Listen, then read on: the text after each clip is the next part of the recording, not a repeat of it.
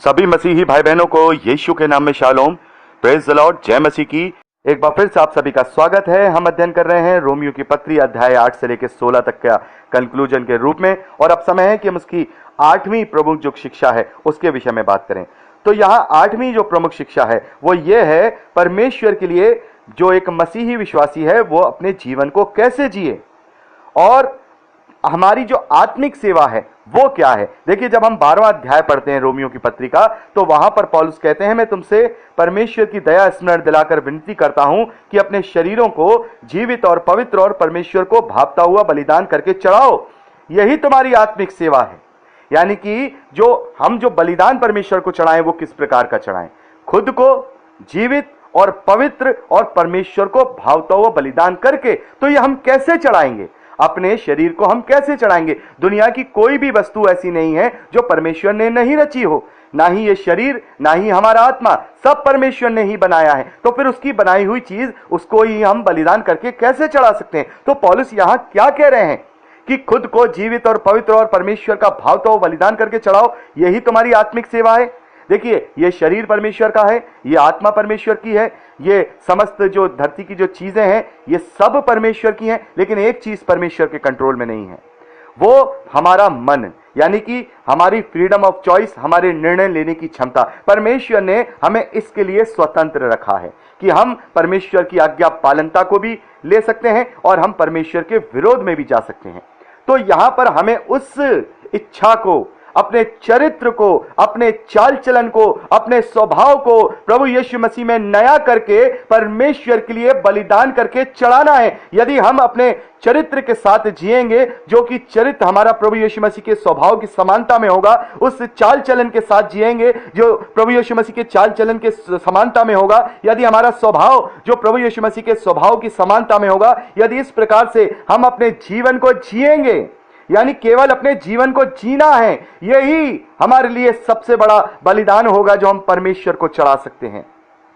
पवित्रता के साथ, चरित्र के साथ, स्वभाव के साथ, दीनता के साथ, नम्रता के साथ, सच्चाई के साथ यदि हम अपने जीवन को जिएंगे, हमें कोई स्पेशल कार्य नहीं करना है, और यदि हम सच्चाई के साथ जिएंगे तो भलाई ऑटोमेटिकली हमारे जीवन में आ जाएगी। तो यदि हम अपने जीवन को पूरी सच्चाई, चरित्र के साथ, स्वभाव के साथ, पूरी पवित्रता के साथ जिएंगे, तो यही हमारा सबसे बड़ा आत्मिक सेवा है और यही हमारा सबसे बड़ा बलिदान है जो हम धन्यवाद के रूप में परमेश्वर को चढ़ा सकते हैं। हम मुंह से कितना ही धन्यवाद करते रहे, हम देखते हैं बहुत सारी कलीसियाओं में हम लोग आराधना स्तुति करते हैं, धन्यवाद परमेश्वर मुंह से बोलते हैं और बहुत देर देर तक धन्यवाद करते रहते हैं। ठीक है, वो अलग चीज है, क्योंकि मुख के अंगीकार से भी धन्यवाद होता है। लेकिन सच्चा धन्यवाद का बलिदान क्या है? सच्चा धन्यवाद का बलिदान यह है, सच्ची आत्मिक सेवा यह है कि हम अपने चरित्र को, अपने स्वभाव को और अपने चाल चलन को प्रभु यीशु मसीह के चरित्र, स्वभाव और चाल चलन की समानता में बनाने का प्रयत्न करें और उसी रीति से अपने जीवन को जिएं। यही हमारी आत्मिक सेवा है और यही हमारे लिए सबसे बड़ा बलिदान है जो हम परमेश्वर के लिए अपने आप को जीवित और पवित्र और परमेश्वर का भावता हुआ बलिदान करके चढ़ा सकते हैं। यही सबसे बड़ा धन्यवाद है। और आगे हम देखते हैं कि जो एक मसीही विश्वासी है वो अपनी आत्मिक सेवा को फिजिकल रूप से कैसे कर सकता है। तो यहां पे पौलुस कहते हैं 5वें वचन में, 12वां अध्याय, वैसे ही हम जो बहुत है मसीह में एक देह होकर आपस में एक दूसरे के अंग हैं, जबकि उस अनुग्रह के अनुसार जो हमें दिया गया है, हमें भिन्न भिन्न वरदान मिले हैं। जिसको भविष्यवाणी का दान मिला हो वह विश्वास के परिमाण के अनुसार भविष्यवाणी करे, यदि सेवा करने का दान मिला हो तो सेवा में लगा रहे, यदि कोई सिखाने वाला हो तो सिखाने में लगा रहे, जो उपदेशक हो वो उपदेश देने में लगा रहे, दान देने वाला उदारता से दे, जो अगुवाई करे वह उत्साह से करे, जो दया करे वह हर्ष से करे। तो यहां पर एक और जो फिजिकल रूप से हमारी जो आत्मिक सेवा है वो यहां पौलुस बताते हैं कि जो मसीही विश्वासी हैं उन्हें एक कर्तव्य दिया गया है, उन्हें एक बीड़ा दिया गया है प्रभु यीशु मसीह के प्रचार का, प्रभु यीशु मसीह के सुसमाचार का प्रचार का एक जिम्मेदारी, एक कर्तव्य प्रत्येक मसीही विश्वासी को दी गई है। हमने पढ़ा है मत्ती के सुसमाचार में 28वां अध्याय 19वें 20वें वचन में कि जाओ, जाति जाति के लोगों को चेला बनाओ, उन्हें पिता और पुत्र और पवित्र आत्मा के नाम से बपतिस्मा दो और उन्हें जो बातें मैंने तुम्हें सिखाई हैं उन्हें मानना सिखाओ। तो ये बहुत बड़ी एक आज्ञा है, एक मसीही विश्वासी को दी गई है, ये हमारी जिम्मेदारी है। ये हमारी सबसे बड़ी जिम्मेदारी है। हम चाल चलन चल रहे हैं, हम अपने चरित्र के साथ चल रहे हैं, प्रभु को अपना जीवित भावता बलिदान करके चढ़ा रहे हैं, लेकिन हमारे अंदर ये कर्तव्य नहीं पाया जा रहा है, तो भी हमारी आत्मिक सेवा अधूरी है। क्योंकि यदि हम इस जिम्मेदारी को पूरा नहीं कर रहे हैं तो फिर हम केवल अपने लिए जी रहे हैं। मसीही विश्वासी अपने लिए नहीं जीता है। हमने पढ़ा रोमियो की पत्री में, तुम्हें अपनी प्रसन्नता के लिए नहीं बल्कि दूसरों की प्रसन्नता के लिए, दूसरे के आत्मिक जीवन को बचाने के लिए जीना है।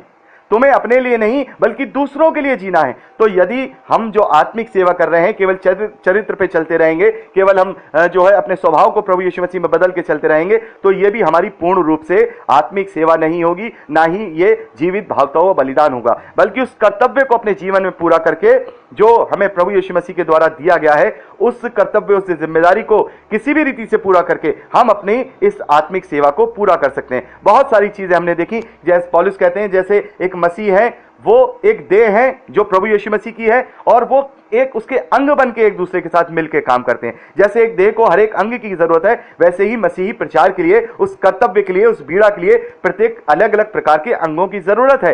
यहां पर पौलुस कहते हैं जो भविष्यवाणी करे वो भविष्यवाणी करे, जो सिखाने वाला हो वो सिखाने में लगा रहे, जो दया करने वाला हो दया करे, जो दान करने वाला हो दान करे, जो सिखाने वाला हो, जो उपदेश देने वाला हो वो उपदेश दे, और जो सेवा करने वाला हो वो सेवा करे। यानी किसी ना किसी रीति से हमें परमेश्वर के राज्य के लिए उपयोगी होना है। और यदि हम किसी भी प्रकार से इससे योग्य नहीं है कि हम इस प्रकार से आत्मिक रीति से सेवा कर पाएं, या हम धन में भी इस लायक नहीं है कि हम धन के हिसाब से परमेश्वर के राज्य के प्रचार के लिए उपयोग हो पाएं, या फिर हम इस तन से भी हम जो हैं सेवा करने लायक नहीं है, हम परेशान हैं, तो फिर हम अपने स्वभाव से उस आत्मिक सेवा को पूरी करें। उस बीज को अपने चरित्र के द्वारा अन्य जातियों में बोएं, ताकि लोगों के बीच में जब हम उठे बैठें तो लोग हमारी तरफ अट्रैक्ट हों कि ये व्यक्ति कैसा है। इसे मैंने विस्तार से बताया है कि कैसे हम शरीर के द्वारा परमेश्वर के लिए आत्मिक सेवा को कर सकते हैं, अपने व्यवहार के द्वारा, अपने चरित्र के द्वारा। तो ये सबसे बड़ी आत्मिक सेवा ये है कि परमेश्वर की, प्रभु यीशु मसीह की जो आज्ञा है उसके सुसमाचार का प्रचार करना, और उसके साथ अपने स्वभाव, अपने चरित्र को, अपने चाल चलन को प्रभु यीशु मसीह में नया करके उस तरीके से जीवन जीना। यही यहां पौलुस कहते हैं कि परमेश्वर को जीवित, पवित्र और उसको भावता हुआ बलिदान है, और यही हमारी आत्मिक सेवा है।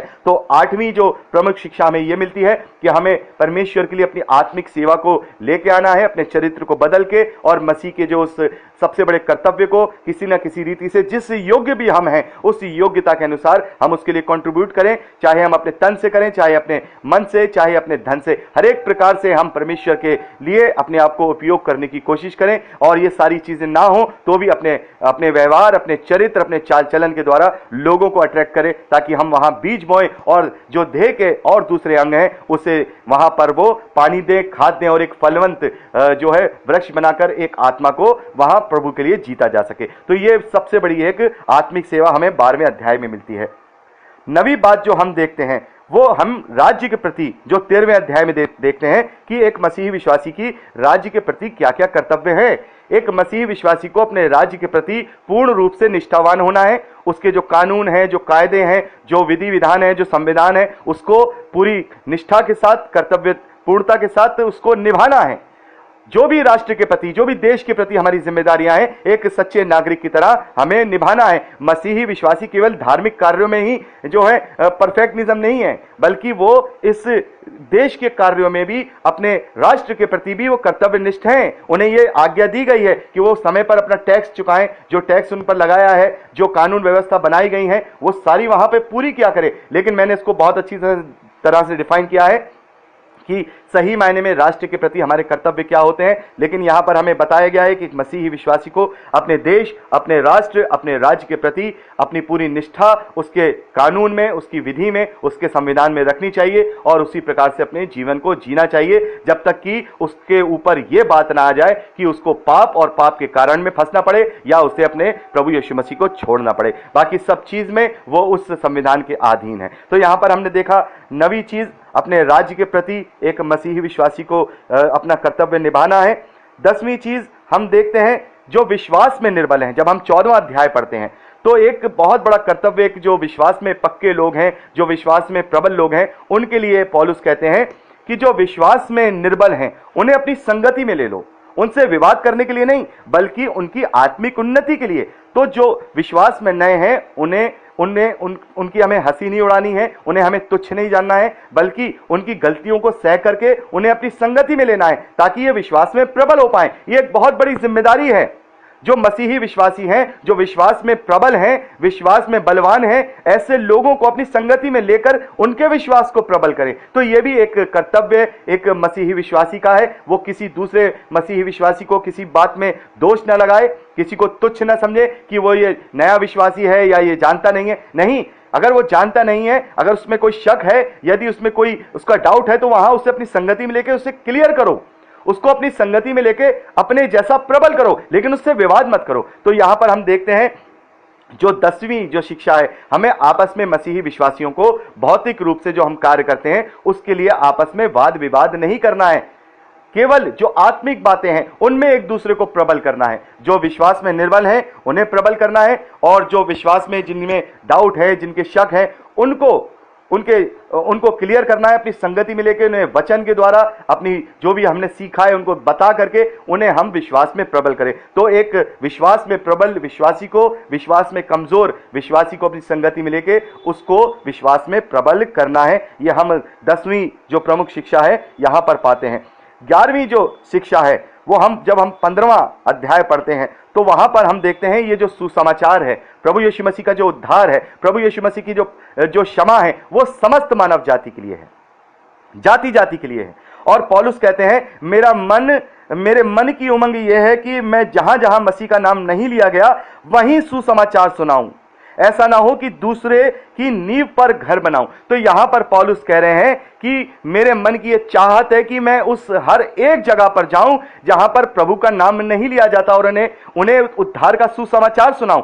तो यह समस्त मानव जाति के लिए जो एक मसीही विश्वासी का जो कर्तव्य है कि हम उसके सुसमाचार को वहां वहां पहुंचाएं जहां जहां उसका नाम नहीं लिया जाता है। तो यह बहुत बड़ा कर्तव्य है जो 11वें रूप में हम देखते हैं कि एक मसीही विश्वासी को समस्त मानव जाति के प्रति अपने प्रेम को, अपनी दीनता को उनके बीच में लेके जाना है, मसीह के सुसमाचार को उनके बीच में लेके जाना है, ताकि ज्यादा से ज्यादा जो आत्माएं हैं वो प्रभु के लिए बचाई जा सकें। यह एक बहुत बड़ा कर्तव्य मसीह विश्वासी को अपने जीवन से पूरा करना है। जैसे मैंने अभी बताया कि यह सच्ची आत्मिक सेवा यही है कि हम उसके चरित्र के साथ, उसके चाल चलन के साथ अपने जीवन को तो जिएं, लेकिन साथ में उस कर्तव्य को, उस जिम्मेदारी को भी किसी ना किसी रीति से, किसी ना किसी तरीके से उस देह के अंग बनकर हम उसके प्रचार में, उसके इस कार्य में हमेशा आगे बढ़कर उसका साथ दें या उसमें हम पार्टिसिपेट करें। तो यहाँ पर ये 11वां जो शिक्षा है वो हमें समस्त मानव जाति के लिए उसके बीच में सुसमाचार देने का जो कर्तव्य है वो हमें दिखाती है।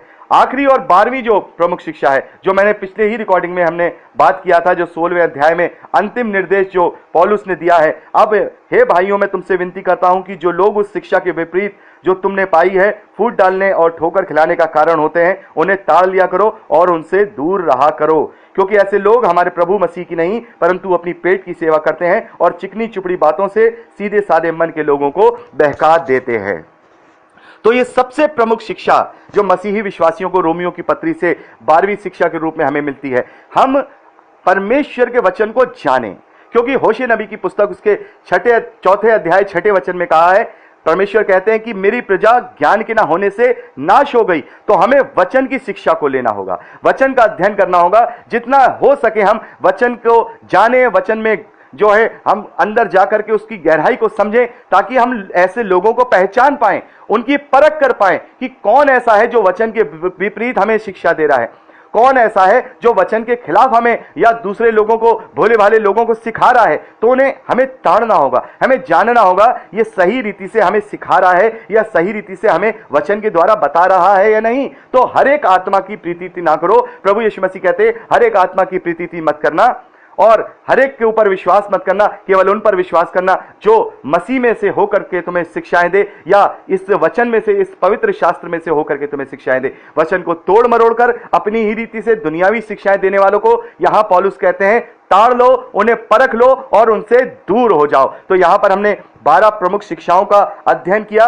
ऐसा नहीं है कि केवल 12 ही प्रमुख शिक्षाएं हैं, बहुत सारी शिक्षाएं हमने पाई हैं जब हमने रोमियो की पत्री का अध्ययन किया है। लेकिन एक कंक्लूजन के रूप में मैं चाहता था कि हम ये चीजें याद रखें, क्योंकि जब हम कंक्लूजन के रूप में अध्ययन करते हैं तो वो बातें हमें याद रहती हैं कि रोमियो की पत्री से हमें कितनी प्रमुख शिक्षाएं मिलती हैं। पहले हमने देखा 7 प्रमुख शिक्षाएं हमने 1 से लेकर 7वें अध्याय तक देखी। यहाँ 8वें अध्याय से लेकर 16वें अध्याय तक हमने 12 प्रमुख शिक्षाएं देखी। कुल मिला के हमें 19 पॉइंट याद रहेंगे कि एक मसीही विश्वासी का कर्तव्य क्या है, एक आत्मिक सेवा क्या है, किस प्रकार से परमेश्वर ने हमसे प्रेम किया है और हम कैसे परमेश्वर के प्रेम से अलग नहीं हो सकते, और परमेश्वर ने किस रीति से हमें उस उद्धार को दिया है, क्योंकि हम पापी ही थे और हम सब ने पाप किया है और हम सबको प्रभु यीशु मसीह के रूप में एक ऐसा उद्धार मिला है जिस पर विश्वास करके हम अपने चरित्र को बदल सकते हैं और अनंत जीवन को प्राप्त कर सकते हैं। तो यहां पर हमने इस कंक्लूजन को कंप्लीट किया है।